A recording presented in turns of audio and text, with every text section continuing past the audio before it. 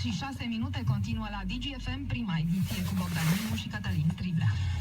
DGFM îți livrează știri la fiecare jumătate de oră, acasă, la serviciu sau oriunde îți dorești.